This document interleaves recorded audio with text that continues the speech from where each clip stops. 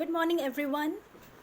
I hope you all are doing well. So, continuing with the last class, what we discussed in the last class. So, let's start with the poem. So, The Daffodils by William Wordsworth. So, if you have your book, please take it out and let's go line by line.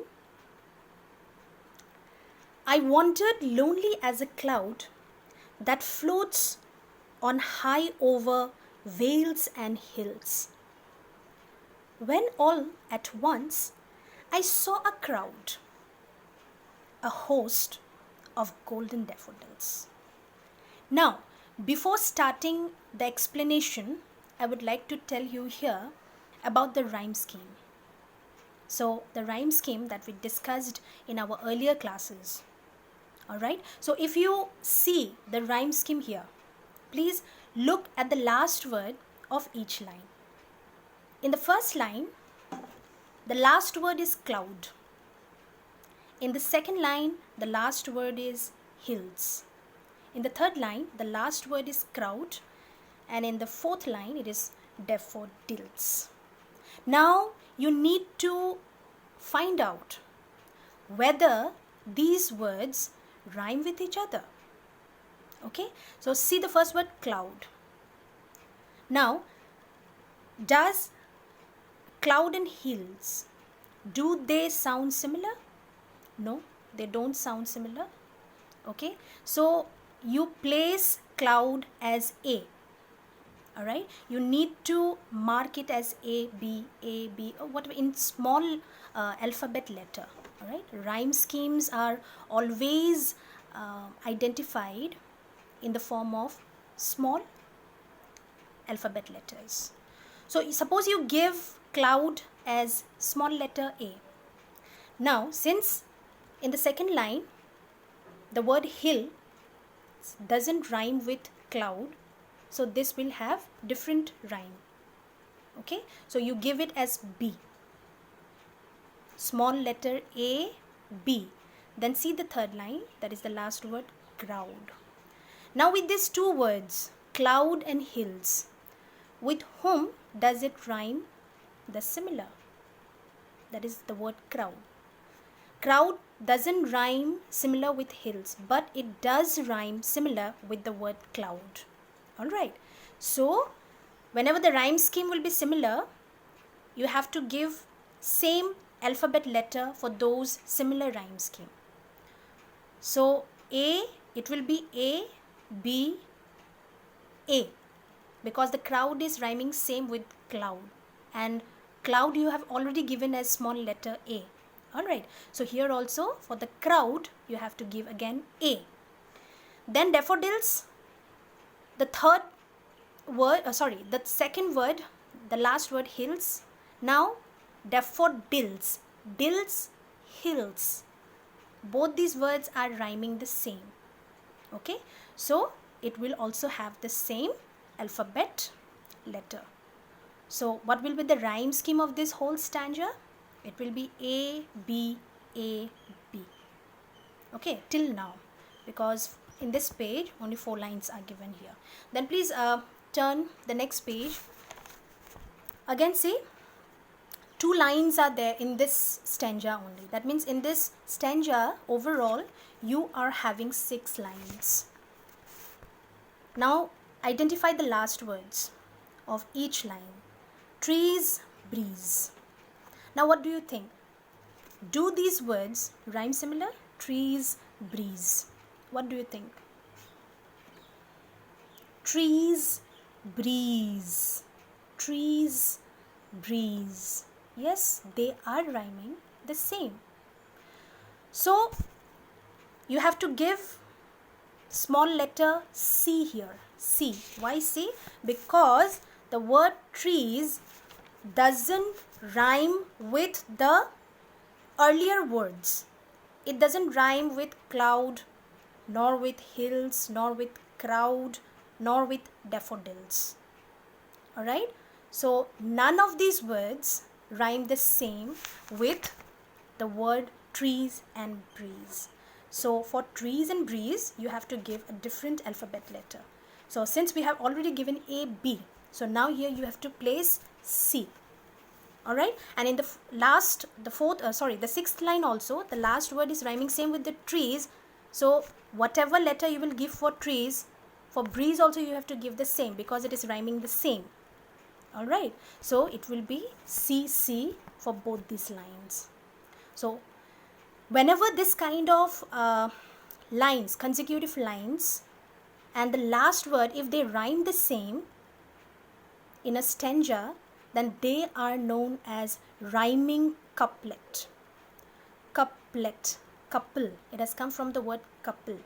Alright, so what do you mean by couple? Couple means two. Couple means two, because here two lines are there.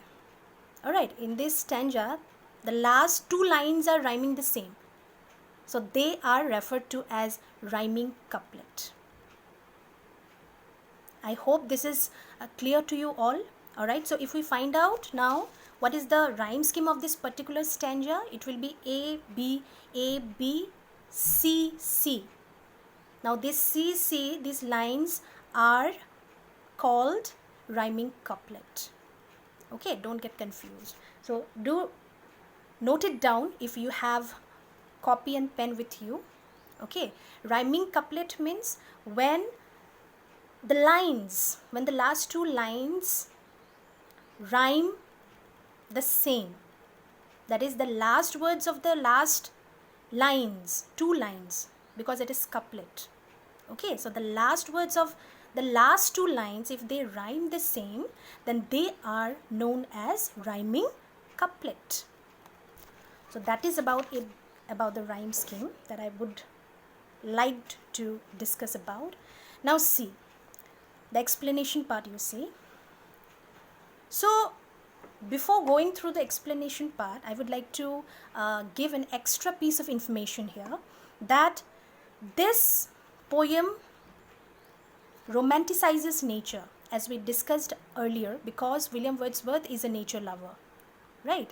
So here he romanticizes, he describes the beauty of nature, the beauty of a flower, because what do you mean by daffodil? As we discussed also in the earlier class, the daffodil is a yellow colored flower, alright, which has got a tube-like figure in the middle of that flower, and it has got a long stem.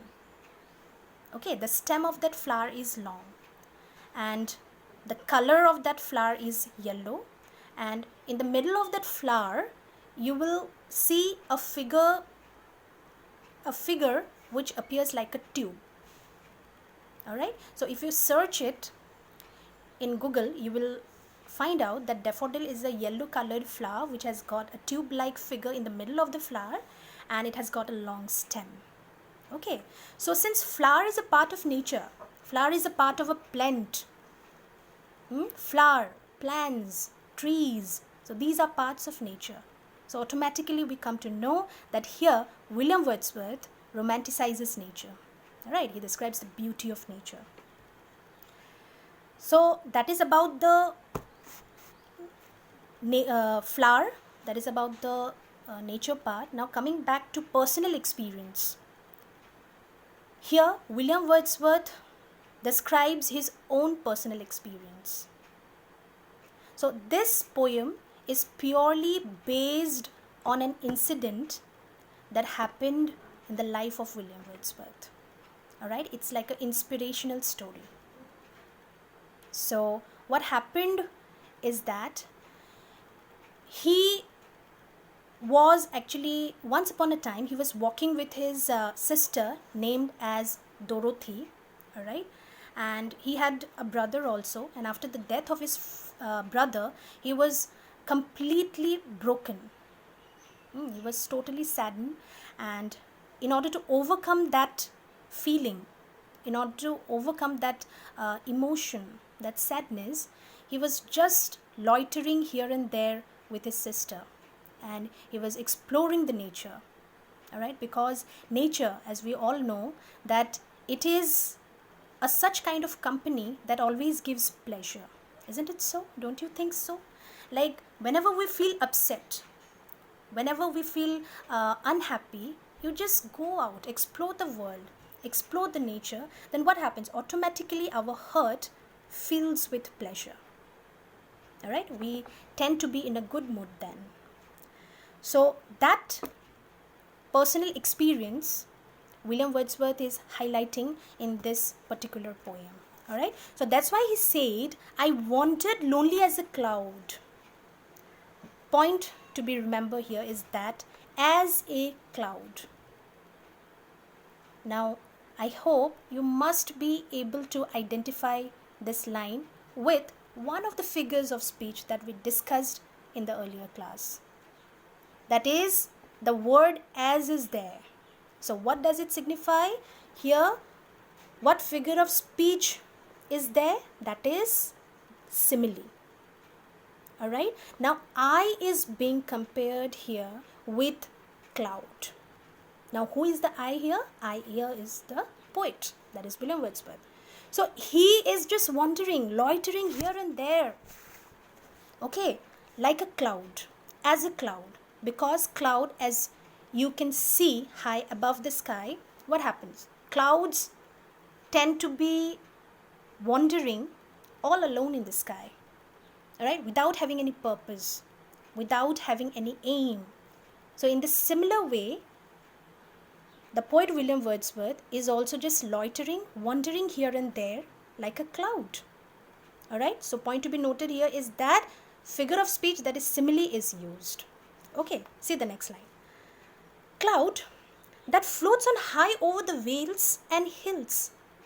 Vale, that means valley. So what does cloud do? Clouds, they floats high on the sky, over the hills and over the valleys. Also, you can say over the mountains. Alright, so this is the function of the cloud that floats high over the hills and valleys. When all at once I saw a crowd. See, crowd means a gathering. Normally, what do we understand by the word crowd? Crowd means gathering. Now, what kind of gathering is being referred here? Now here, gathering, that is the crowd, is being referred to a group of daffodils. So in the fourth line you will say, he says here that crowd, I saw a crowd which is a host of golden daffodils.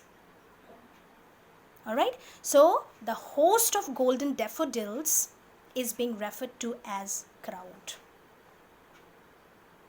Now direct comparison is being made here.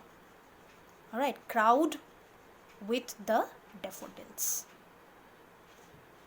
I hope these 4 lines are clear to you.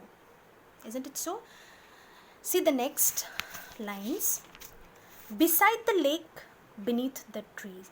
Now, point to note here is that when did he notice this host of golden daffodils? When he was loitering, when he was wandering with his sister, alright, just in the lake district of England, he found this host of golden daffodils. So these host of golden daffodils that were lying beside the lake, remember it's lake, here the lake is referred to the lake district of England. Okay, so beside the lake, beneath the trees, fluttering and dancing in the breeze. So these host of golden daffodils, they were lying beside the lake. So a lake was there nearby the daffodils. Alright, and beneath the trees, underneath the trees, trees were also there all around the golden daffodils. Fluttering and dancing in the breeze. Now fluttering and dancing, I hope you must be able to identify this word with personification, figure of speech personification. Now what do you think? Do you really think that flowers dance? Normally, it is the human beings. We dance, isn't it? We dance, we sing, we move, we flutter. Flutter means movement. Alright, fluttering here refers to the movement of the daffodils. Now these attributes, that is fluttering and dancing, these are the attributes of human beings, but here it is being given to the daffodils. Alright, so here which figure of speech is being used? That is personification. How come? Because fluttering and dancing, these are the attributes of human being, but these things, these qualities are given to the daffodils, which is not a human being. Alright, so the figure of speech used here is personification. So beautiful lines, and if you get into it, if you understand the basic things, you will definitely be able to identify the figure of speech also, and that is the reason why I discussed at the beginning about figures of speech. So in the first stanza itself, we found out 2 figures of speech. Alright, in the first line itself, simile is used. Then in the last line, we found personification. So I guess the first stanza is clear to you all. Alright, so we won't be able to make the video more than 20 minutes. It takes lot of MBs and all. Alright, so for today, let's just stop here. Alright, then you will be having 3 stanzas more, so we will discuss that in the next class. Alright, so all of you please take care and stay home, stay safe, take care of yourself, and do give the feedbacks. Alright, whether you are understanding or not, keep giving the feedbacks, and see you in the next class. We shall continue with other paragraphs, other stanzas in the next class.